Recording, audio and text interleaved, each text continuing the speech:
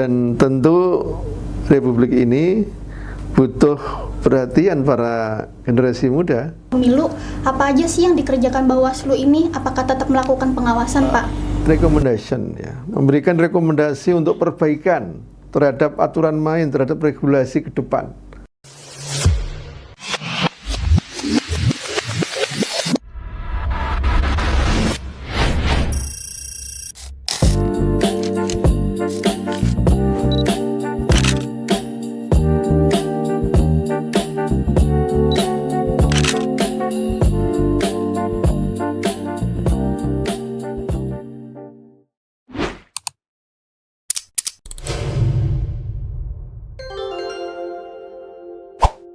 Halo Sobat Bawaslu DIY, selamat datang di podcast Suara Demokrasi, Jaga Suara, Wujudkan Demokrasi.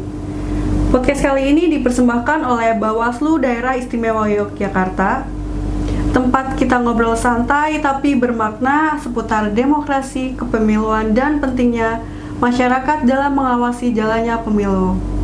Nah teman-teman, hari ini kita akan ngobrol tentang kelembagaan Bawaslu, apa itu peran Bawaslu, dan tantangan pengawasan Bawaslu, terutama di era digital dan di tengah semangat generasi muda nih. Saya Irma Ajeng dan di samping saya Hilma Syaila. Kebetulan sudah hadir Bapak Ketua Bawaslu DIY, Bapak Muhammad Najib. Selamat datang Bapak, apa kabar? Alhamdulillah, luar biasa, sehat walafiat. Kita mulai hal yang paling dasar dulu ya Pak. Banyak yang tahu nama Bawaslu, tapi mereka nih belum benar-benar paham apa sih itu Bawaslu dan apa peran utamanya dalam pemilu di Indonesia. Terima kasih. Sebagaimana dengan namanya, Bawaslu, Badan Pengawas Pemilu, lembaga ini bertugas untuk mengawasi pelaksanaan pemilu, meliputi mencegah pelanggaran, kemudian juga menutup kesempatan terjadinya pelanggaran dan juga menindak kalau kemudian ditemukan indikasi pelanggaran maupun ada laporan dari masyarakat terkait soal pelanggaran, serta juga menyelesaikan sengketa proses pemilu. Jadi pemilu kita itu kan pemilu yang tidak mungkin tidak terjadi pelanggaran, potensi pelanggarannya tinggi, sehingga perlu diawasi agar apa? Agar masyarakat kemudian lebih taat pada aturan main. Hadirnya Bawaslu itu adalah untuk mewujudkan yang disebut dengan keadilan pemilu. Pemilu yang fair, pemilu yang adil, sehingga kemudian integritas pemilu ini bisa kita wujudkan. Oke. Lalu seringkali masyarakat melihat nih Pak, bahwa Bawaslu ini aktif ketika masa pemiluan saja. Tapi kalau di luar pemilu, apa aja sih yang dikerjakan Bawaslu ini? Apakah tetap melakukan pengawasan Pak?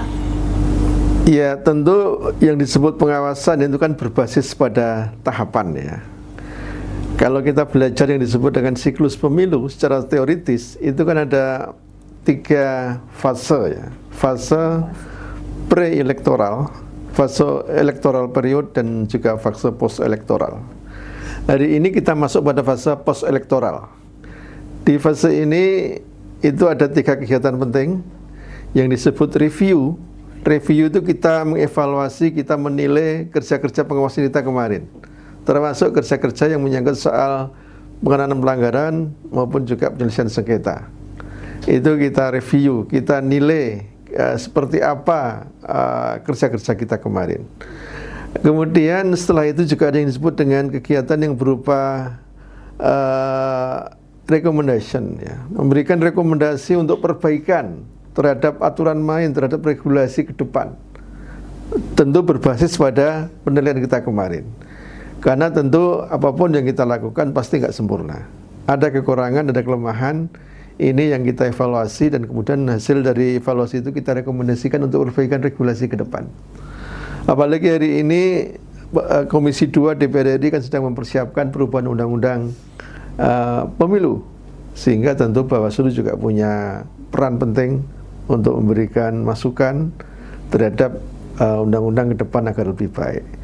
Dan kegiatan yang ketiga dari fase kedua yaitu yang disebut dengan post elektoral adalah yang disebut dengan strategi, yaitu menyusun strategi baru terkait dengan kerja-kerja pengawasan kita ke depan. Karena bagaimanapun yang namanya modus pelanggaran itu kan terus berubah. Ada aja ya, Pak. Jadi apalagi kita di era digital ya. Mungkin sesuatu yang terjadi saat ini nggak kita bayangkan 10 tahun yang lalu.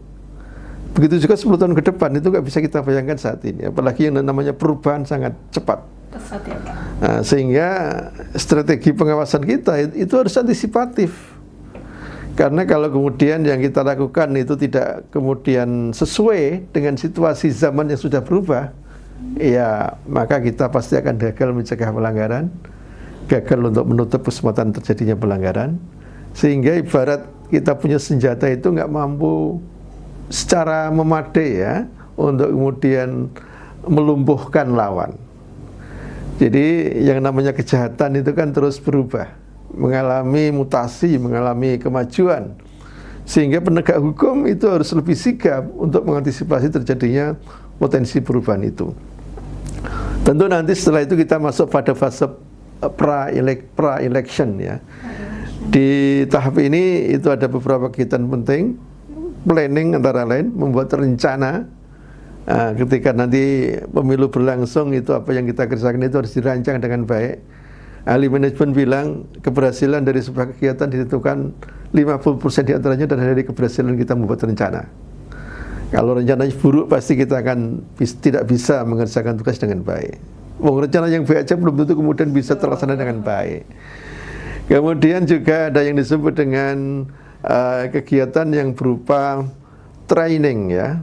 Training itu adalah penguatan kapasitas dari seluruh elemen personal yang ada di Bawaslu, baik itu para stafnya, para komisionernya maupun para pejabatnya, itu harus dilatih terus menerus ya. Dalam konteks ini kita harus belajar dari TNI. TNI itu kan latihan perang terus menerus meskipun belum tentu ada perang. Kita ini pemilu itu pasti, pelanggaran itu pasti, ya kita harus mempersiapkan diri dengan membuat rencana yang baik. Di samping itu juga ada yang disebut dengan kegiatan information ya, menyampaikan informasi kepada publik. Apalagi Bawaslu ini punya tugas atas perintah undang-undang untuk mendorong sebanyak mungkin rakyat, masyarakat itu untuk mengambil peran dalam konteks pengawasan. Itu yang disebut dengan pengawasan partisipatif. Jadi tugas kita itu prinsip 2, mengawasi dan menindak pelanggaran. Untuk tugas pengawasan itu kita tidak boleh sendirian. Kita harus melibatkan sebanyak mungkin masyarakat. Karena apa? Karena unlimited tugas pengawasan itu, nggak bisa dikerjakan sendiri. Masyarakat harus ikut mengambil peran. Tugas kita adalah mendorong keterlibatan masyarakat. Tapi dalam konteks yang kedua, penindakan pelanggaran, menegakkan hukum pemilu, kita harus sendirian. Tidak boleh diintervensi oleh pihak lain, tidak boleh melibatkan pihak lain. Bicara soal pengawasannya Pak, kenapa pemilu ini perlu diawasi? Apa yang akan terjadi ketika tidak ada pengawasan yang kuat oleh dari Bawaslu ini dan masyarakat? Problem kita hari ini, kultur hukum kita kan masih buruk ya. Jadi kalau kita bicara soal penegakan hukum kan ada 3 elemen penting. Kultur hukum atau budaya hukum, struktur hukum, dan substansi hukum. Kultur hukum terkait dengan kesadaran masyarakat untuk taat pada aturan main. Masyarakat termasuk peserta pemilu tentu saja dan juga penyelenggara pemilu di luar kita. Dan karena kesadaran masih buruk, jadi sebagai ilustrasi begini, kalau kita di jalan-jalan itu kan sering melihat pelanggaran lalu lintas ya. Apakah Anda pernah melanggar lalu lintas? Pernah. Di lampu merah misalnya? Kalau di lampu merah sepertinya tidak ya Pak. Tidak ya. Jangan teman-teman. Jangan ya. Tapi itu kan banyak terjadi. Betul, pasti ada aja. Pernah ada riset yang kemudian sampai pada kesimpulan, kenapa banyak orang melanggar lalu lintas? Kira-kira kenapa itu? Kok banyak yang melanggar? Padahal ada lampu merahnya itu. Bisa jadi karena terburu-buru mungkin Pak. Terus apalagi? Tidak peduli sebenarnya. Tidak peduli. Peduli sama lalu lintas. Menurut dia kayak nggak ada yang melihat saya melanggar. Kesadaran dari diri kita sendiri. Banyak alasan disampaikan, tapi hasil riset membuktikan mereka yang melanggar itu karena tidak melihat ada polisi yang jaga. Betul sekali. Ya, jadi kalau ada polisi di situ, di perempatan situ, ada nggak yang berani melanggar? Pasti nggak ada. Karena itulah kenapa dibuat patung polisi, agar kemudian masyarakat seolah-olah melihat ada polisi di situ. Pemilu juga sama. Hadirnya pengawas pemilu itu adalah untuk membuat semua orang itu mentaati aturan main. Karena masyarakat kita ini akan baru taat kalau diawasi. Seperti mahasiswa kalau ujian, kalau nggak ada yang ngawasi itu kira-kira pada nyontek atau pada tidak nyontek? Pasti nyontek. Ada nyontek kan? Itulah pentingnya pengawasan. Pengawasan itu adalah untuk membuat yang diawasi ini taat pada aturan main. Sudah kita awasi aja masih banyak pelanggaran. Apalagi nggak diawasi, pasti pemilu kita akan menjadi barbarian. Pemilu yang kemudian tidak seolah-olah nggak ada hukum ya. Karena apa? Pasti yang menang itu menang-menangan, yang kuat itu yang kemudian semena-mena. Kita pasti nggak mau itu, karena apa? Dalam konteks pemilu harus adil. Adil itu siapapun peserta pemilu, siapapun pemilih itu harus punya akses yang sama, punya kesempatan yang sama, punya akses untuk apa? Untuk mengambil peran, punya kesempatan untuk menang. Itu harus kemudian bisa diberikan kepada semuanya. Dan pastinya dalam proses pengawasan ini pasti banyak banget tantangan nih Pak. Apa sih tantangan terbesar Bawaslu saat ini, terutama di era digital dan maraknya informasi hoaks, Pak? Tentu problem kita ini punya kewenangan dan daya dukung terbatas ya. Apalagi soal bicara media sosial ya. Iya. Itu kita nggak punya otoritas yang kemudian bisa menjangkau ya, kewenangan kita, termasuk juga kapasitas kita ya. Nggak punya alat yang cukup, nggak punya staf yang cukup, juga tidak didukung dengan regulasi yang cukup kita untuk memasuki wilayah itu. Sehingga soal hoax, soal medsos ini kalau di masa tahapan pemilu berlangsung, ya itu banyak kemudian digunakan sebagai media untuk apa namanya, meraih dukungan dari calon dengan cara yang tidak benar ya. Black campaign misalnya diantaranya, kemudian juga hoax misalnya, yang kemudian masyarakat mendapatkan informasi yang tidak sesuai dengan yang senyatanya. Tentu ini kemudian membuat kompetisi menjadi tidak adil, karena ibarat orang bertarung gitu di lapangan yang basah atau mencari ikan di kolam yang kotor gitu kira-kira ya, sehingga kemenangan tidak ditentukan oleh karena kapasitas mereka, karena apa namanya, elektabilitas mereka, tapi karena faktor-faktor yang lain, yaitu faktor yang berupa kejahatan dalam pemilu. Nah, sekarang kita bahas yang menarik nih Sobat Bawaslu. Pemilu itu kan bukan cuma urusan penyelenggara, tapi juga masyarakat. Apa yang bisa dilakukan masyarakat, terutama anak muda, untuk ikut mengawasi pemilu nih, menurut Bapak bagaimana? Oke, demokrasi itu mengandaikan, mensyaratkan bahkan hadirnya partisipasi. Karena itu masyarakat harus merasa ikut memiliki pemilu. Memiliki hak. Karena apa? Karena kalau dia ikut memiliki, maka dia punya tanggung jawab untuk ikut mendukung keberhasilan pemilu. Dalam konteks pengawasan pasti kita berharap ya, masyarakat apalagi juga generasi muda untuk juga mengambil peran. Kenapa generasi muda ini penting? Karena generasi muda ini kan menjadi aset masa depan bangsa ini. Usianya masih panjang, masih punya idealitas, sehingga diharapkan perannya semakin signifikan. Apalagi komposisi pemilih muda ini kan semakin besar ya, dari struktur apa namanya, jumlah penduduk ya, demografi yang ada di Indonesia, sehingga dengan begitu maka perannya juga harus semakin signifikan. Baik, bicara soal anak muda, kadang kan kita dengar ya Pak, ada anak muda sekarang apalagi Gen Z, ada yang acuh tak acuh sama politik Pak. Menurut mereka tuh pandangan mereka tuh kayak apatis lah Pak terhadap politik. Menurut pandangan Bawaslu itu gimana Pak? Iya, inilah pentingnya edukasi ya, terkait dengan yang disebut dengan civic education. Jadi kalau kita belajar dari tokoh-tokoh hebat kita ya, misalnya Soekarno itu mengambil peran di dunia politik ketika dia masih belia. ya. Beberapa tokoh yang lain itu kan sudah berkiprah di dunia politik. Dalam konteks ini adalah punya semangat nasionalisme. Itu ketika dia masih muda. Dan tentu Republik ini butuh perhatian para generasi muda terkait dengan soal pengawasan pemilu ini, agar ke depan demokrasi kita menjadi lebih baik lagi. Tentu kita nggak bisa menggantungkan terkait dengan partisipasi ini hanya pada mereka yang berusia sudah lanjut ya, karena kalau sudah lanjut usianya kan masa kontrak di dunia tinggal sebentar gitu kira-kira. Yang kita butuhkan yang muda-muda ini yang masih punya semangat, masih punya idealisme, dan mereka adaptif terhadap teknologi, terhadap kecenderungan kemajuan teknologi informasi yang ada. Dan saya dengar Bawaslu punya program keren ya Pak, yaitu Pendidikan Pengawas Partisipatif atau P2P. Bisa dijelaskan seperti apa program ini Bapak?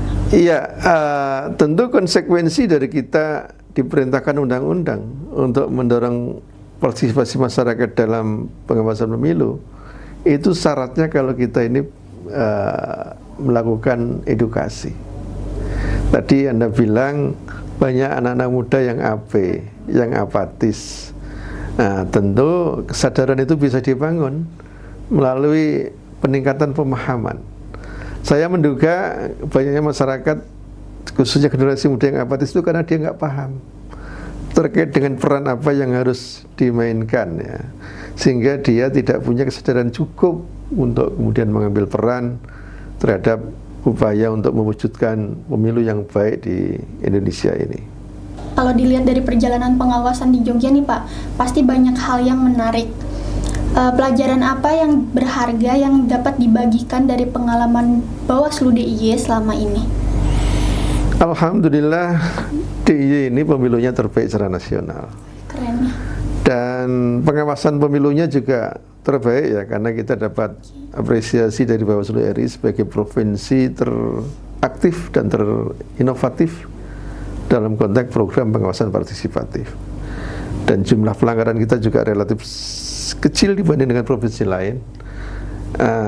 Tentu ini adalah satu capaian yang harus dipertahankan.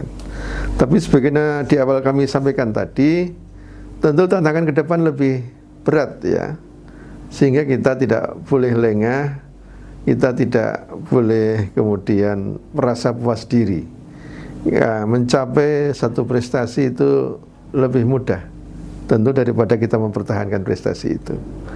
Tentu kita ingin ke depan kita tetap bisa menjaga reputasi sebagai provinsi terbaik pemilunya, sebagai provinsi yang paling baik pengawasan pemilunya.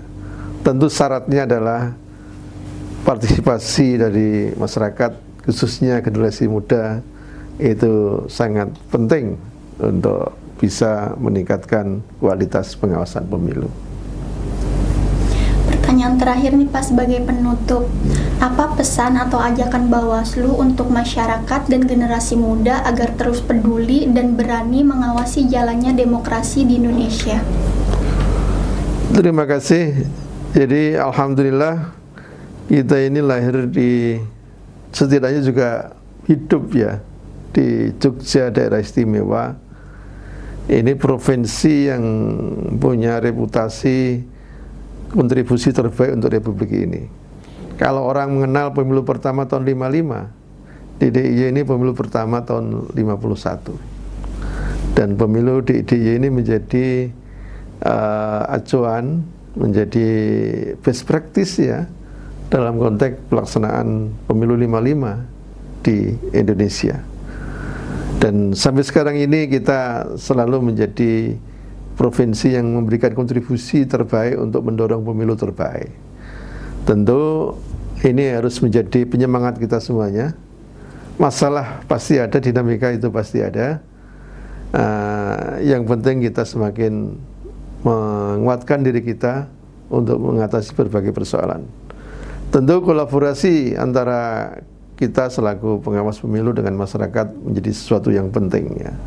Alhamdulillah kita punya reputasi terbaik untuk kolaborasi dengan para mitra para pihak yang selama ini concern di isu kepemiluan, di lembaga pemerintahan maupun juga masyarakat sipil ya, para pegiat pemilu, para akademisi itu menjadi kawan baik kita dalam konteks untuk menjaga pemilu di DE yang lebih baik. Tentu ini harus terus-menerus kita pertahankan. Baik, terima kasih Bapak. Nah, luar biasa banget pagi ini kita dapat pengalaman banyak dari Bapak Najib. Luar biasa, terima kasih. Dan mungkin episodenya sampai sini teman-teman, ditunggu sampai episode berikutnya di Suara Demokrasi, Jaga Suara, Wujudkan Demokrasi. Saya Irma Ajeng dan pamit undur diri. Wassalamualaikum warahmatullahi wabarakatuh. Waalaikumsalam warahmatullahi wabarakatuh.